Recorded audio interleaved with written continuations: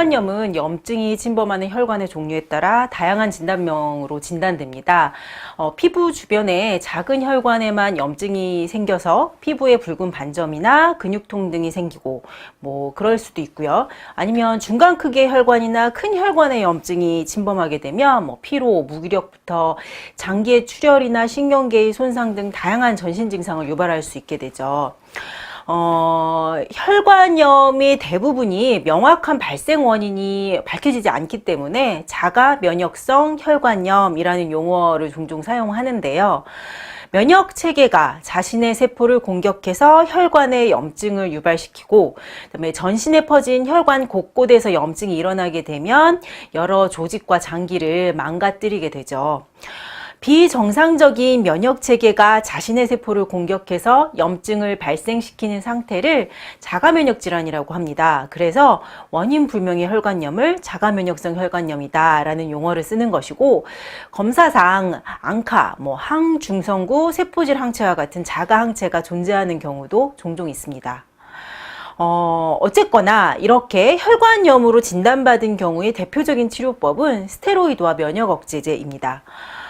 여기 좀 혈관염으로 진단을 받으신 환자분의 처방전은 예를 한번 들어볼까 하는데요. 처음 맨 상단에 보이는 메토트렉세이트라는 약물은 일명 MTX라고 불리는 약이죠.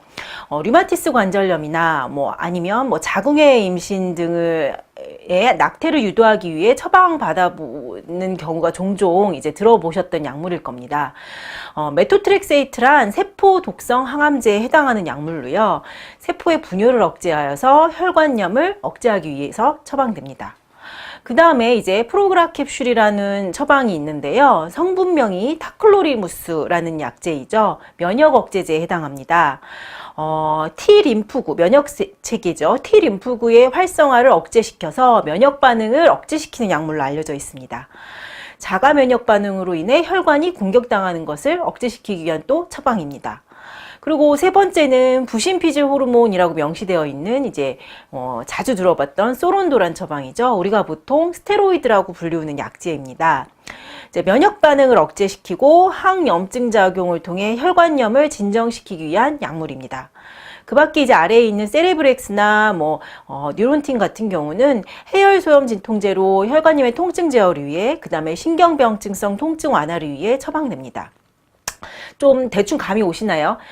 자가면역 반응, 즉 면역체계가 쉽게 얘기해서 맛이 가서 혈관을 자꾸 공격하고 염증이 생기면 면역체계를 잘 달래서 건강하게 만들어주면서 염증이 안 일어날 수 있도록 해주면 좋겠지만, 아직까지는 서양의학적으로 이러한 방법은 없기 때문에 이제 세포 분열을 억제하는 세포 독성 항암제나 면역 반응 자체를 억제시키는 면역 억제제나 스테로이드로 우선은 급한 불부터 끄고 보자.